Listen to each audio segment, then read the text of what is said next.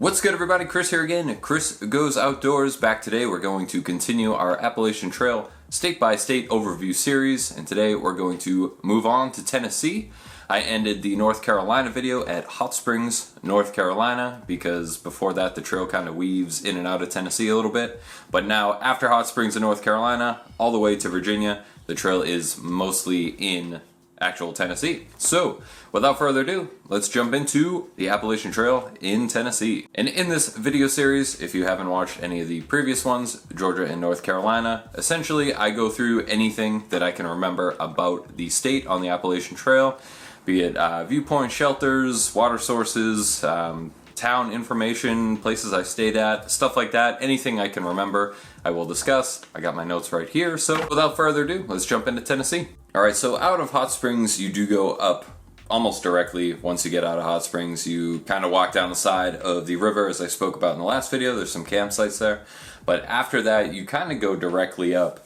And this little area was a lot more difficult than I had anticipated it would be. I think some of that was still that we were kind of recovering a little bit from illness in town.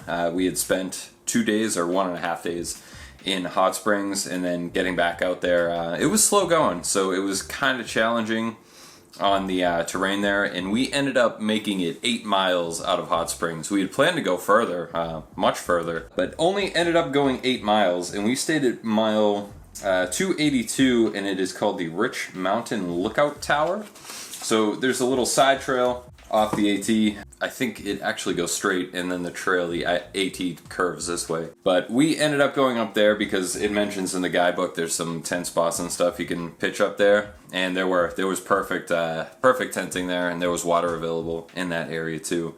So we just decided, cut our losses.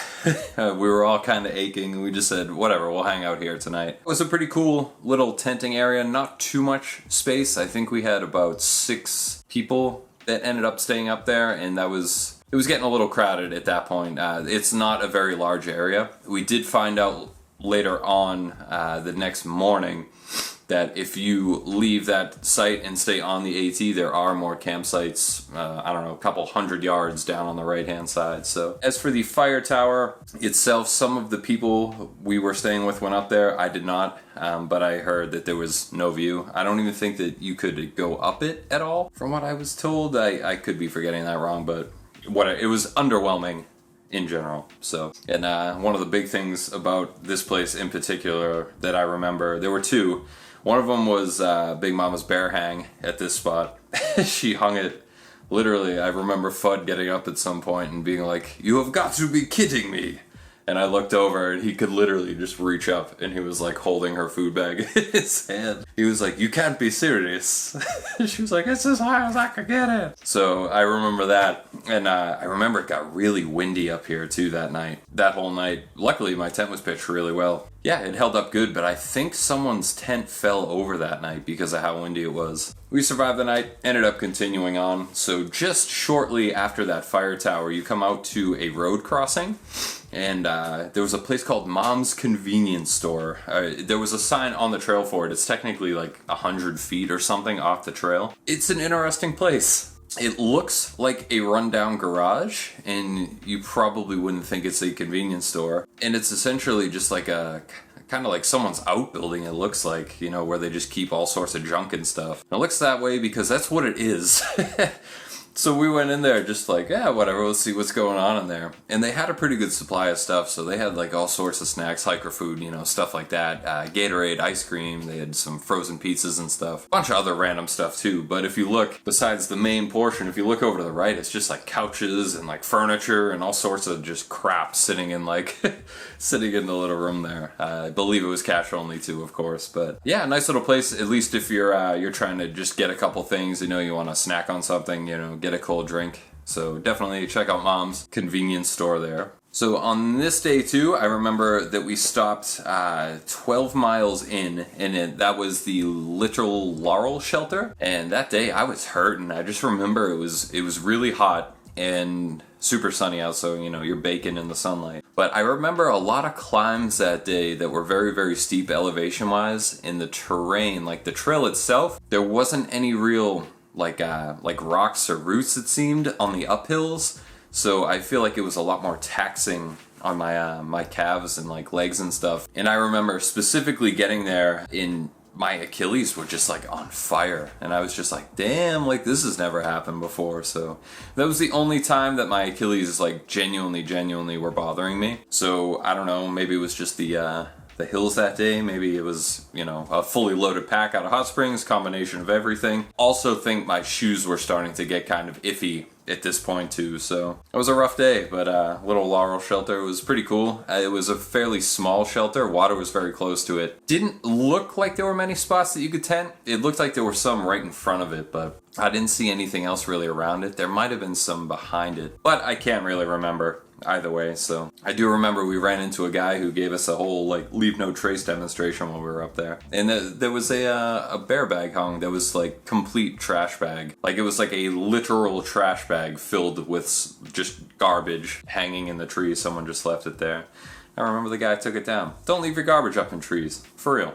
Come on, you know better than that. And in all honesty, I don't think it was through hikers. It might have been like day hiker or whatever. That shelter was pretty close to the road, so I don't know, maybe it was just some kids up there drinking or something, but whatever. Make sure you pack out your stuff.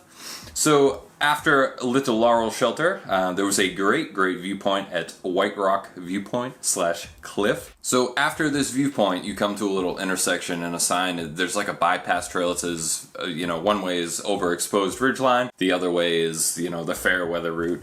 I would say my idea of exposed ridgeline and theirs are a little bit different. There is exposure, don't get me wrong, for sure, but it's very minimal. Unless the weather is complete crap, like absolute terrible, like you're gonna blow away if you know, go up above. Take that one.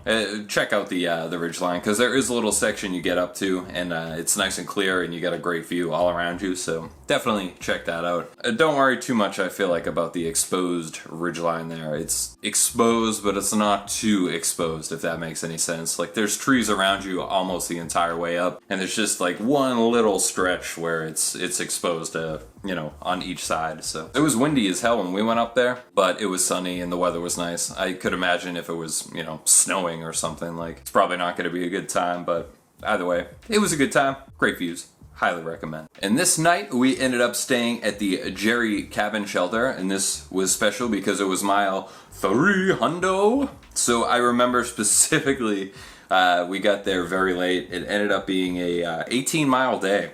And we were looking around, all of the campsites were taken. So like you come out of the woods and immediately to your left, I remember there was a campsite, and then there's a path up to your left to get water. You come down on the right, the shelter's there, bear cables are right across from the shelter. And as you continue down the trail, there's campsites all along the trail. So all of the tent sites were taken. But on the plus, there was nobody in the shelter. So our entire group ended up staying that night in the shelter, and that is where Big Mama's trail name officially changed to Big Mama. Of course, she was going by River beforehand. I think she kind of tried to keep going by River again, but once she ran back into me in Vermont, there was no turning back. So myself and the Wisconsin guys kept calling her Big Mama after this night. The story, it was something along the lines of she was joking about having Leonardo DiCaprio on speed dial, and one of the brothers was like, "Oh yeah, what's he have you in the phone under?" And she said Big Mama, just like right off her tongue, and we were all dying laughing because it was just such a random name. You can hear her tell the whole story in one of the AT Q&A videos that we do. So besides that, the shelter was pretty cool. No issues there. It did fit. So there were 6 of us, and it fit us pretty tight. So I don't think you could fit more than 6, 7 maybe, if you're really comfortable with everyone. And I remember in the morning here, there was a girl that we kept running back into. I think Spitfire actually ended up finishing the trail with her. Her name was Anasius. And I remember she was like a super early riser, like 5 in the morning. I feel like she was up that morning. And I just remember hearing that the bear cables were squeaking like hell, but they kept going. So we ended up talking to her later on, and I remember she was like, "Oh my god, I felt so bad." So she pulled them down, the bear cables, you know, to get hers off. But there were so many other bags on there that she was having a hard time pulling it back up. So I feel like it just went on forever. Like, and I remember waking up and being like, "Oh my god, like, I'm gonna go help this person. Like, they are in dire need right now." I never did though. but she ended up getting it back up. So, but yeah, water here was actually really easy to get. And one of the weird things about this shelter, it was the only one that I can remember that you actually go uphill to get water. Just kind of a weird, interesting fact, I suppose. So after Jerry Cabin, you end up going up a pretty steep climb, and I think in Gut Hook, I think this climb was listed as Big Butt Mountain. Like there was a view on top of Big Butt Mountain. We kept joking, we were so excited that we were heading up to Big Butt Mountain. Unfortunately, when we get up there, it doesn't appear to be named that anymore. So I don't know if that was the official name or if someone was trying to be funny. But once we got up there, all the signs were changed over to something else. I think it said Big Rock Mountain now. But the signs looked really new, so I don't know, maybe they were not too happy about being called Big Butt Mountain or something. Cool little view up there anyway.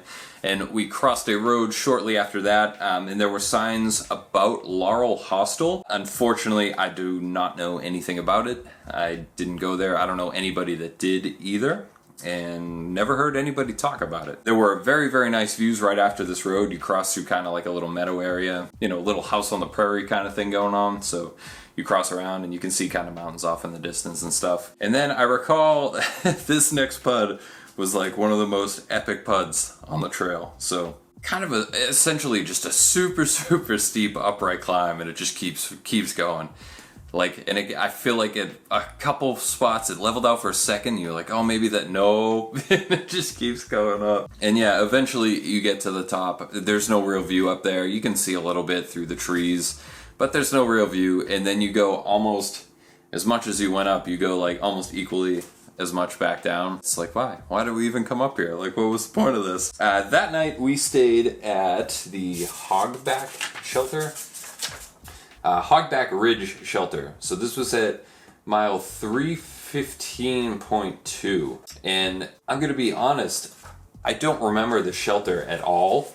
And I tried even looking at Google Images of the shelter to try to like bring back a memory. Apparently I didn't record any footage there. There's no pictures, no nothing. So I can't really offer you much in the way of Hogback Ridge Shelter, but I wish I could. However, I cannot. So I apologize for that, but I'll try to pop at least a Google image up here somewhere over here, right? So I'll try to add that for you so you can at least take a look at it. Smaller shelter, it says 6 people. So out of Hogback Shelter, I remember that day was super, super windy. On the actual video, it's Appalachian Trail 2017 part 12 of my AT series. Watch that video, the winds, it sounded like a freight train was coming through. I remember super, super windy. And you go downhill, you cross under a highway and then go back up over the AT that way. And you cross this little meadow area and you come out to like this big opening, and I just remember it was so beautiful, and there were a couple people who pitched their tents right there, and I was like, man, that would have been a great place to stay. Epic view where they were posted up on. So kinda wish we had stayed there, but either way, whatever, works out. So we ended up crossing Big Bald Mountain, and that was exceptionally windy as well. My backpack cover almost blew off my bag. Luckily I had it clipped on. It came off my bag, but luckily I had it clipped to it so it didn't blow off the mountain. Just unbelievable wind up on those balls. There's nothing there to break the wind. Break the wind. Beautiful, beautiful views up there. So we got out of there really, really fast. Unfortunately, couldn't spend too much time up there enjoying it, which I wish we could because it was really awesome. Definitely enjoyed the balds up there. Some of my favorite spots on the trail were those balds. You don't really see that type of just full grassy bald mountain up where I am. It's typically crazy rocky, whatever. So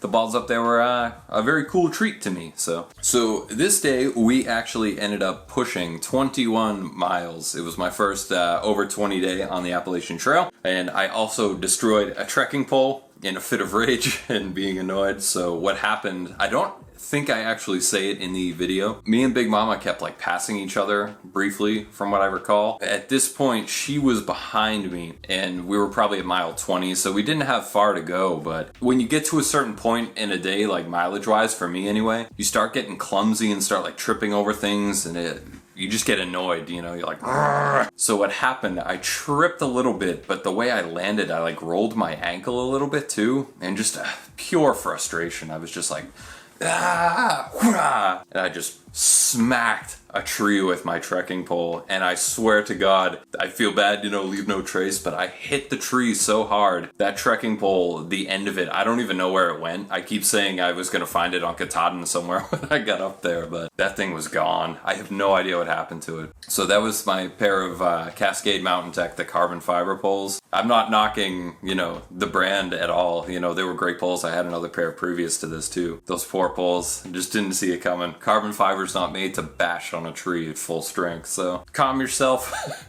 and don't smash trekking poles against a tree. Luckily, it was a very quick fix later, and we'll get to that soon. But we stayed that night at the Nob Shelter just outside of Aroan. The shelter itself was pretty tiny, and I probably could have stayed in there. I'm pretty sure our entire trail family did, except for me. There was one other guy, from what I remember, was staying in there at the time, and I wasn't going to be like, hey, move over, guy. Like, I probably could have squeezed in there, but I was like, it's all good. So ended up pitching my tent literally right next to the shelter, and there were a bunch of different tenting areas that you could pitch at very, very easily all around the shelter area there. And water was pretty easy to get to here as well, so nothing to worry about there. I do recall it rained a little bit that night, but nothing too crazy about that shelter. It was a nice little small waltz after that day down into Aroan. So this shelter's right outside of Aroan. The No Business is at 335, Aroan's at 342. So we waltzed 7 miles down to Aroan. The only thing I really remember sticking out, there was a pretty cool viewpoint after the shelter. You look down onto the river below. So it was a nice little viewpoint, but you make your way out to the road once you get to Aroan, and to your left is where you want to go. That will lead you to Uncle Johnny's hostel. We did not stay there in particular. We just kind of hung out there for a little bit. We're chilling, trying to decide how we were going to get into town. Uncle Johnny's did offer a shuttle back and forth, so we were debating waiting for that, but the place seemed very cool. It was fairly cheap. The people we know that stayed there said that they enjoyed it. It was a nice experience. The best part about it for me was that they had a pretty well-stocked outfitter there, so I ended up picking up a new pair of poles. So luckily I timed my break pretty well. So I went less than 24 hours without trekking poles. They had a hiker bin, so I donated my good one, just dropped it in there, and picked up a new pair. I had Lakey Journey trekking poles. They're just the low end of Lecky Spectrum, but they lasted me the entire trail. I did end up breaking both of them. I ended up breaking one on the 100-mile wilderness, and then I bent the other one on Katahdin, but whatever. It is what it is. So we decided to stay in Aroan, like the actual city or town of Aroan. Uncle Johnny's is pretty far away. It's probably like a 10-minute drive away from the actual city. So we decided we wanted to get a hotel room, stay in the actual town itself. And while we were waiting at Uncle Johnny's debating if we were going to take their shuttle, there was a gentleman who pulled up who shuttles hikers all along town. $7 flat fee. So he had a white, I think it was a Toyota Corolla, and he'll cram, if you can fit enough people in, get your packs in the trunk, he'll cram you in. So for $7, it was like a flat rate. He would drive you anywhere like within the town boundaries. So we got a ride with him. He dropped us off. We stayed at the Super 8 there, and it was really nice hotel. They gave us a room literally right next to the washing machine there. So worked out really well. They did have coin laundry there. They did have all the hikers like off in their own little area. I did not think the rooms were bad at all. I think they were really nice. Regular hotel fare. We had 2 big old beds, cable, whatever. And we were within easy walking distance to essentially almost everything you need in town. All sorts of fast food. There was a Bojangles, a Taco Bell, McDonald's. There's a Walgreens near there. But we ended up actually calling the guy back, and he drove us to the Walmart. We ended up going there so that we could resupply. I ended up picking up a poncho, a Frog Togs poncho from there. I still remember. And I love that thing. I love that poncho. I still got it too. So, but yeah, very, very cool. I wish I knew the guy's name. I don't remember. But from what I gathered, he said that he had been doing it for at least a couple of years. So I'm sure you may see him out there today if someone's cruising around Aroan, picking up hikers in a small white car. It's probably the same guy. So, but yeah, Aroan was a great town. We only stayed that day. I tried to convince everyone that we should take another 0, but we didn't end up doing it. And let's just say, at the end of that night that we left, a lot of people in my party wish we did. and we'll get to that soon. The day we left Aroan, it was overcast, forecast of rain, high winds, and cold temperatures. That morning, however, was still pretty nice out, and we walked around the town a little bit. There was some sort of festival going on in the town, so like they had the whole center closed down. And we just kind of walked around, looked around, saw what was going on. And then we called our buddy back. He came, picked us up, drove us back to the trailhead. Really enjoyed our stay in Aroan. It was a good time. Would go back. That day, we ended up passing Curly Maple Shelter out of here. It seemed like a pretty cool shelter. It was 2 floors, and it looked like camping sites there were a little limited, but there was water right there at the shelter too. So, as I mentioned, we debated taking a 0 in Aroan, decided against it, but the weather was not very nice this day. So we left Aroan, and it started to drizzle a little bit after we were a couple miles in, and you could feel the temperature was getting lower and lower, and that drizzle ended up turning to snow. I had sent most of my cold weather gear home in Hot Springs, and let's just say that day was an adventure. So me and Fudd were hiking together, and we got up to some point. It was up on some balds, and it was probably the highest elevation that day. And we're in snow, and Fudd holds out his hand. You can see the snowflakes sticking to his glove, and it's getting windy and it's chilly. So I'm hiking in shorts, a t-shirt, and a poncho on top of a bald area with wind blowing through. It's water all over the trail, water and snow, so my feet are like soaked and frozen. And me and him are just like, what are you gonna do? So we kept hiking, and we knew Big Mama was behind us, River. And we got to a point, I remember we stopped, and we were like, yeah, we should maybe wait up a minute for her, see if she catches up. And I don't think I'll ever get this vision out of my head. We were standing near a fence, and me and Fudd were just talking, and out of the fog behind us we hear, hello? We're like, hello? You just see River like come out of the fog. Oh my god, just running towards us. I think she thought she got lost or something. And we just kind of, we joked about that literally till the end of the trail. So if we were ever like separated and we're looking for each other, we go, hello? We were all freezing at that point. Like because we waited. Once you stop moving in weather like that, you get cold really quick. We ended up going about another mile. There was what appeared to be a mountain road, a service road, something like that. And we ended up pitching off the service road there. There was just this little section that a couple other people were camped, and we were like, yo, we're camping here, sorry. And I remember nobody even got out of their tents to like say hello because it was so cold. Everybody was just hunkered down. And yeah, I pitched my tent, got in immediately, put on everything of clothing I had, and it was very chilly, but I slept good enough, no problems once I got in my tent under the sleeping bag with the clothes on. So good to go. But yeah, be careful as far as sending your cold weather gear home, because it had to have been straight 80s when we were down in the Hot Springs area, and I was like, we should be good. Nah, wasn't good. I should have kept my cold weather stuff probably till at least Virginia. So your results may vary, but it would have been probably in my best interest to have kept them until Virginia. So out of that little service road, there were all sorts of cool views in this area, and it made it even cooler because a lot of the snow, because we were at such a high elevation, was sticking.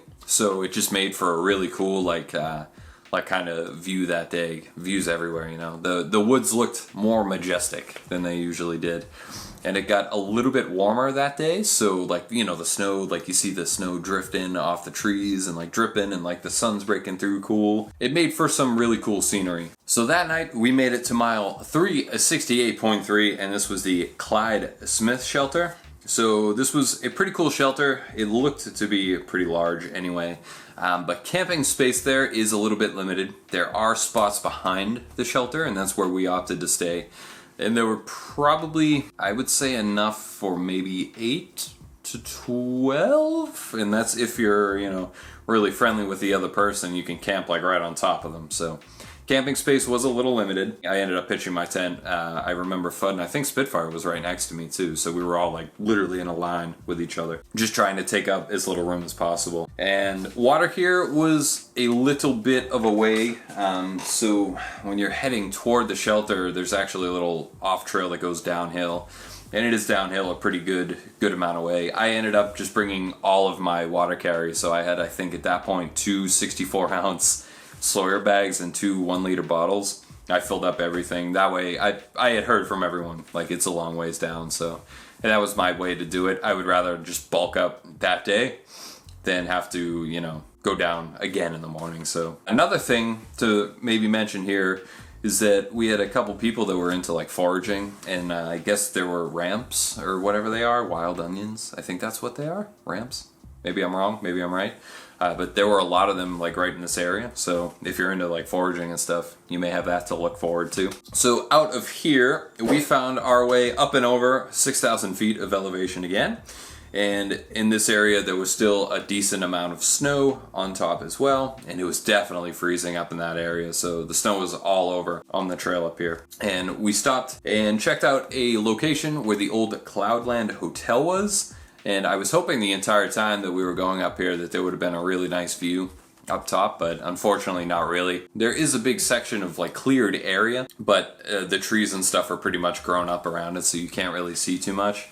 And there's also some sort of road that goes up there with like a little service area, so like there's like a parking lot and some bathrooms and stuff. Fudd went down to check it out.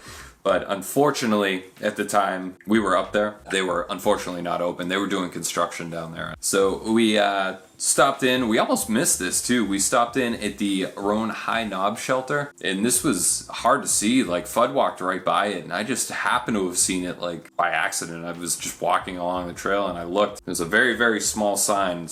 And it's a trail that goes up to the Aroan Nob Shelter. This shelter is 2 floors, fully enclosed.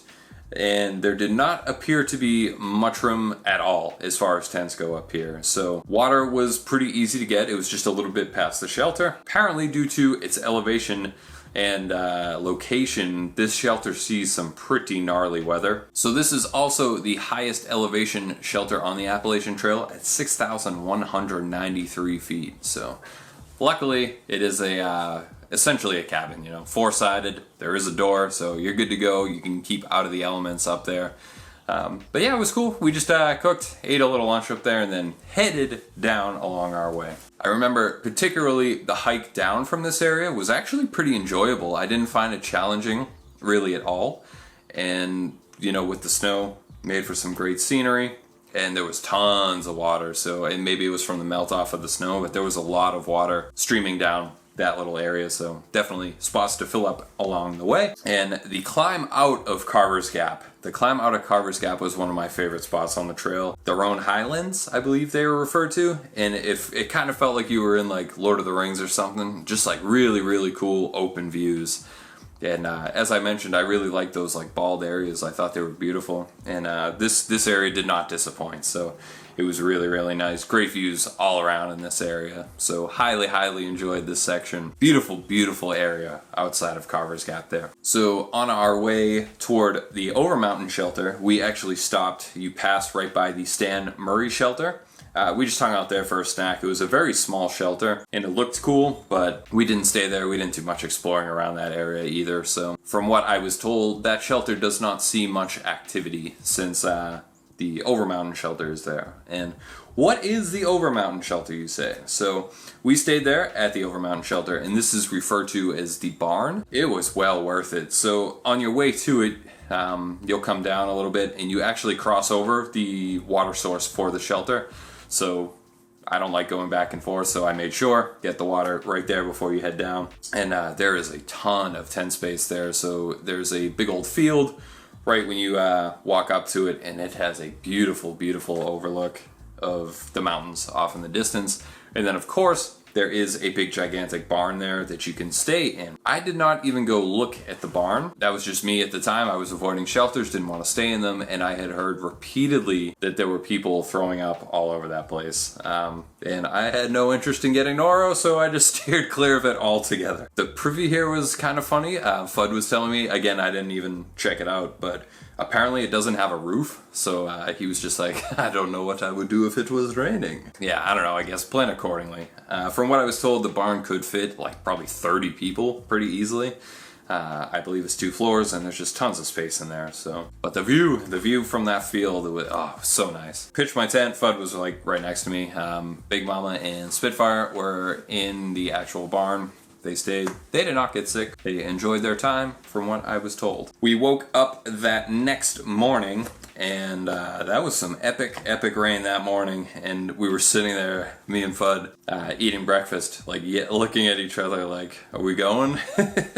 Neither of us wanted to go, and we didn't. Luckily, we waited just a little bit. I think it was probably half an hour after we got up. We're eating and everything, and then the rain passed. We packed up our stuff, scurried off in. The climb out of that area was not too bad. From the barn, you do go up a little bit, but there's some pretty cool views. There's a nice view like back down onto the barn area, and off a little hump looking kind of bald. So we crossed a bunch of these balds in some pretty intense rain and fog, which, you know, it is what it is. You're gonna have bad weather on the trail, but I wish I had seen them in good weather, because I've been watching some of the 2018 people going over these, and man, that area looks so cool. We missed it because of the rain and fog, but yeah, either way, let's just say our crossing of that area was pretty epic. We were literally getting blown across the mountain. So at that point, like, normally I'm like 220 pounds. These winds were blowing me and Fudd around. So Fudd's a little thinner. He's a lot taller though. I think Fudd was probably 6'3", 6'4". We were getting blown around pretty good. So epic day, to say the least. So when we came down to the road, we were aiming to head to Mountain Harbor Bed and Breakfast. We came down and met a gentleman named Londart, who was doing some trail magic. He and his wife were actually hiking the trail. He got injured, and he didn't want to, you know, limit her, so instead of just being like, that sucks, and like giving up, he decided to get in his car and he would follow her along the trail. So what he was doing, he'd, you know, drop her off or whatever, or like wherever she was going, he'd end up meeting her somewhere at a road crossing, but he would do trail magic for hikers along the way. This was the first of many run-ins I had with him, and he helped me out a pretty good amount. So if you see this ever, Mr. Londart, thank you. Greatly appreciate all the assistance out there. But yeah, he hooked us up with some trail magic pipes. Another kid we were hiking with had a set of bagpipes. I believe they were Gore-Tex bagpipes. Super lightweight, I guess, so he was playing a little tune for us on the side of the road. But we walked down the road there to the Mountain Harbor Bed and Breakfast / hostel. We didn't stay there, but talked to a bunch of people that did, either at the inn or the hostel, and everybody raved about this place. Again, I did not stay there, so I can't really whatever, but I heard from many people who ate the breakfast here that this was the best breakfast they have ever eaten in their entire life. And I'm jealous that I did not get to test it out. However, it's alright, you know, it happens, but keep that in mind. It could be the best breakfast of your life if you're trying to stay there. On the plus side, this place does have a food truck and a small resupply store. So I forget what time it actually opens up. I think it was like 11. But I loaded up on that food truck, and they're pretty good with the portions too, and it's relatively cheap. But I ended up getting, I think it was a burger and a chicken teriyaki sandwich. And I packed the chicken one out for my meal that night, destroyed the burger, and got some french fries and stuff too. They had Ben & Jerry's. They had some sort of ice cream in the resupply too. I ate one of them. Yeah, loaded up really good. It was a fairly limited resupply. Not vastly expensive, but kind of pricey. But enough to keep you going, you know, especially if you only need a little bit. So they also have some porta potties there, so if you gotta go, you can go. Some benches and stuff to hang out on. I think they also had wall outlets, electric outlets, so you could charge your stuff too, but don't quote me on that. And again, I didn't look at the actual place itself, you know, the inn or the hostel, but I did hear very good things from everybody I talked to that stayed there. So the climb out of here was pretty cool too. Nothing overly challenging that I remember, but there were some cool little meadow areas here as well. And me and Fudd ended up stopping to take a look at Joan Falls. It was a little bit of an off trail. We hung out there for a little bit. Pretty cool area. Fudd decided to take a bath in one of the pools there. So there were a couple little pools like right where you stand that are like nature pools. So like it almost looks like a bathtub. So he just kind of jumped right in there and was doing his thing. So whatever, do you, man. So shortly after Joan Falls, we passed mile 400, and technically, so there's like a waterway that goes down that area. And we debated camping here, Fudd and I, like we stopped and thought about it for a little bit, but decided against it. We decided we would keep going. But there was plenty of space if you wanted to camp down in that area. and you could also swim in that little water area, whatever it was. So we stayed at mile 401.8. We stayed right before Mountaineer Falls. There is a very, very small tent site on top of a hill here. So like you'll come up the trail, you'll see the falls. It's nothing like huge, but you know, a little general waterfall. But right before that on your left, there's a tent site that goes uphill, and we stayed up there. Realistically, there was probably enough room for like 4 tents comfortably. We had 7 set up there, but we made it work. So, and water is from the fall area down there, so you just get it right from the waterfall. And from what I was told, the shelter, of course, was a little bit more roomy, and there looked like there was some more spots for tents and stuff. You could see it when you pass it on the trail. I didn't even go down there because, again, I was off-put by shelters still at this point, so I just kind of looked at it. But it looked like a pretty sizable area, so if you're trying to stay at the shelter, or if, say, the tent site is full when you get there, you shouldn't be too concerned. The shelter's 0.1 miles up the trail, so you'll be good to go. So after this, you will pass some sort of random bench on the trail. It's one of those like iron benches, the iron on the sides, and then it's got the wood planks. I don't remember exactly why I was up there, but take a break, sit on the bench, because when you do and you look down, it looks like you're looking at a painting. So I don't know, take a look. So we made our way down toward Hampton, Tennessee this day, and we got to the road, and we opted to stay at Laurel Hostel. This place is owned by Bob Peoples, who is kind of, we'll call it Appalachian Trail famous, I suppose. From my understanding, he does all sorts of trail work, is a very, very big proponent of the Appalachian Trail, and is very, very involved in it. And I just highly recommend staying here. From what I remember, there's no Wi-Fi and no phone service. So you actually have to talk to each other, which is like terrifying, right? Oh my God. So I highly, highly recommend staying here. He operates the whole thing completely donation based. So he's got a little box, you know, he's like, yeah, throw some money in. And don't be cheap about it. If you're out on the trail, you got money to drop. This guy is literally giving you all sorts of stuff. So drop him some money so he can continue his efforts. But there are some private areas. So he has like private, like little bunks and stuff, private rooms and stuff. Some people can stay in. He has bunk rooms off the first floor and some up in like a little loft area. There were 2 or 3 bathrooms. There were 2 showers. There's laundry there, and it's all donation based. So you have access to his entire kitchen and plethora of knowledge. We sat down, our whole trail family. There were a bunch of others staying there too. But there was one point, like it was our whole trail family, we're all sitting like right inside like the big room there. And we were all just chatting away. And we talked, all of us, for just like, it had to have been an hour. And he was telling us stories and we were just chatting. He's a Boston native, I think. I think he said he was from Somerville, natively.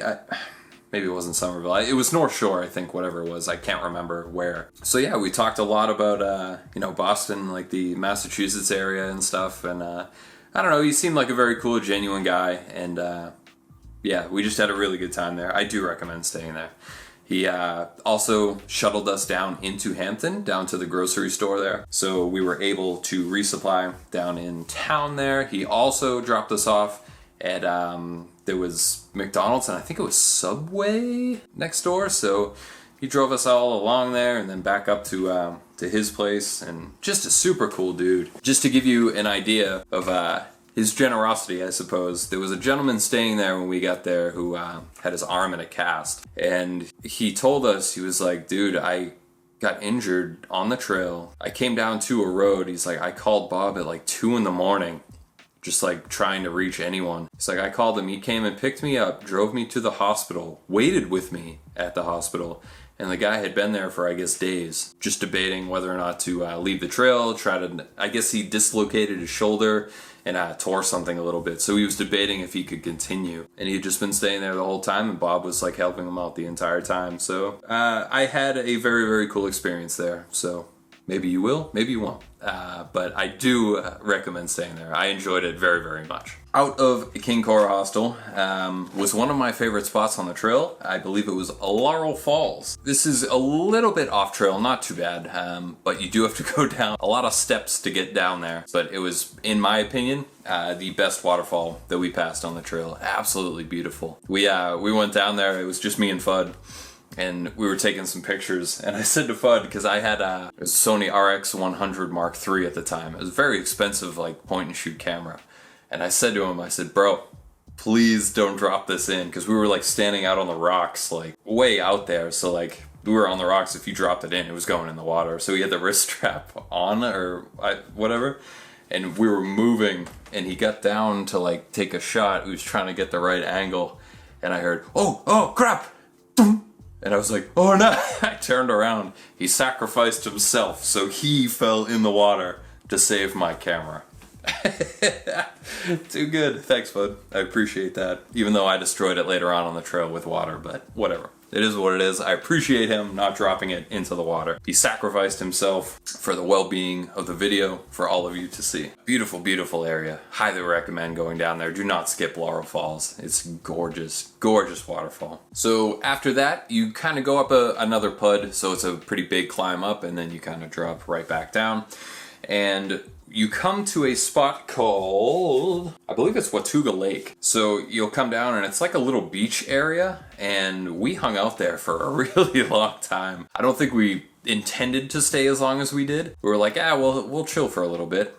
But we ended up posting up at this lake, and a big crew, guy Monty, that we ended up finishing the trail with almost. His whole crew was down there, and I think he's the only one from his crew that actually finished. I think that was the last time I saw him for like a long, long time. But I ended up running into him again up in like the New England area. And I still remember being like, oh my God, Monty! Yeah, we ended up chilling there, so we were just hanging out. You can swim down at the lake there and whatever. And yeah, just had a good time. And eventually we convinced ourselves to mosey along. There is the Watauga Lake Shelter right off of here. It says in the guidebook was closed due to bear activity. Unfortunately, we did not stay there. So after you pass the shelter, you go essentially all the way around the lake. And you come to the little backside of the area, and there's a cool dam in this area. And yeah, it was cool. Just nice little views. To the right, you had the lake to look out on, but down to the left was like a big, huge, it almost looked like a rock quarry cutout. It was just really nice, really beautiful. So enjoyed that a little bit, hanging around that area. In this area, there's a road that seems to cut right up through the trail, and I saw all sorts of people walking on the road here. Road walkers, cheaters. Don't do that. Don't be that guy. Stay on the trail. And the trail was rough too. There was a lot of uphill. And you'd go up and then come back down to the road. And then it would cross the road, like come back up, go back down. And yeah, one guy that we passed, me and Fudd, we saw him and his buddy debating whatever. And we took the trail and we got to the campground that night, and that guy was already there. So there were people definitely cheating along. We saw them looking at the map, trying to plan there, whatever. Shame. Take your own hike. Yeah, whatever. Get out of here. So we camped just before the Vanderbilt shelter. This was a small spot off the trail, and I don't remember this at all either. Look back, I have no videos of this area. The actual Vanderbilt shelter we did end up passing. There was a pretty impressive view on the back side, but tent spots did seem pretty limited up here, so just so you know. So this day was very, very iffy weather. We crossed like big open plain and farmland in some serious thunderstorms, which was probably a little stupid. I think there were tornado warnings and stuff too. I remember someone drove by us in their car and was like, "There's tornado warnings!" We were like, "No, we're good." We just kept walking like a bunch of imbeciles. So I was with myself, Fudd, and the two Wisconsin guys, and we were walking through these plains. There was some sort of farm building there, and it started to pour, like absolute like downpour rain. So we hung underneath the little farm thing there for a little bit, and it didn't look like it was gonna stop, so I was like, whatever. Threw my poncho on, I pushed through. Crossed some cows, that was the first, I feel like, on-trail cows that I saw. Like, they were on the trail. So that was kind of funny. You don't really see cows up in the Boston area too much. And we ended up pushing through that crap weather to Double Springs Shelter, I believe it was called. Yes, Double Springs Shelter. The Double Springs Shelter was pretty small and it was quite full thanks to the rain. There were all sorts of people hanging in there. In a very, very short break, I was hanging under like the overhang of the shelter. So I decided I wasn't going to push, you know, the rain, whatever. It's raining, it's supposed to continue raining. I saw the break and I was like, whatever, I'm gonna go pitch my tent. So if you're standing in the shelter's right behind you. The trail is right here, so out across from you. You go down to the right, there's water down there, and there were also a couple of camp spots. So I ended up pitching my tent down there. Fudd did as well when he ended up showing up. And then further along the trail, if you had kept going, there were other tent sites and stuff too. But nobody really pitched down there, and luckily they didn't, because the next morning, apparently lightning hit a tree, and there was a tree that was just like splattered everywhere. Just splinters of wood all over the place. So, yeah, pretty crazy. But we made it, we lived. So it's good to be alive, you know. You see something like that and you're just like, Jesus, what if? What if we were over there? But we made it through the night. It did pour. It poured all night, I believe, into the next morning. It was pretty foggy, even the next morning when we got up to leave. But there, we pushed on. We pushed on to get to Damascus. It was an 18-ish mile day to get to Damascus. I remember the terrain wasn't too bad, and we made pretty good time. I think we got to Damascus like mid-afternoon. Bad weather in the day, but sun came out and it felt like a completely different day. Helped boost the spirits a little. We knew we were heading to Damascus. We were going to take a 0 day there too, for sure. And we hit the Tennessee-Virginia border. Woohoo! Goosebumps. So we hit it, the whole trail family was there again, so we took a bunch of pictures when we got there. I remember specifically the Wisconsin guys asked me to take a picture for them, and they had never really taken pictures before, or at least asked me to take whatever. Like, they had one cell phone between both of them. Very, like, not technological. They're very, very, like, nah, we're good. They asked me to take a picture, and I'll never forget, they handed me a disposable film camera. And I was like, huh. I didn't even know those things existed anymore. I used to use them all the time when we were younger. You know, it's just the disposable whatever. It's like cardboard and it's got the roll of film and you have to wind it and take the picture. And it just blew my mind. But I took their picture, took a couple pictures for ourselves, of course. And then we made our way down to Damascus, Virginia. Hiker Town, USA. So we made it to Damascus. As far as what was in Damascus and for Damascus, I am going to put that in a separate video for Virginia. Virginia is going to have to be separated into a couple different videos, probably at least 2, maybe even 3. Virginia is huge. Virginia is a lot of trail, so we'll separate that accordingly. I'll see how it goes. I'm trying to keep all these videos at least under an hour because, I mean, God, you people are all saints for watching. Virginia was arguably my favorite state besides the New England area that I'm accustomed to. So excited to talk about Virginia. So that is going to wrap it up, everyone. I hope these videos are helpful. They take a super, super long time to make. So if you do enjoy, feel free to share with other AT hikers. Please consider dropping it a like and possibly commenting. It helps boost engagement on the video, helps promote it so other people see it. You can subscribe to the channel if you would like. It's greatly appreciated if you do. You can follow me on Instagram as well, at Chris Goes Outdoors. It's been a little quiet in the winter. I'm actually kind of in the busy season for work too. Haven't been able to get out too much, but have some good stuff planned for the summer as far as hiking goes. So definitely follow me on Instagram, again, at Chris Goes Outdoors. And you can subscribe to the channel here to see other videos as well. And that's gonna wrap it up. Again, hope the video was helpful. If it was, awesome. If it wasn't, sorry. So that's going to do it. Take care, everyone. We'll see you in the next one. We'll take off from Virginia.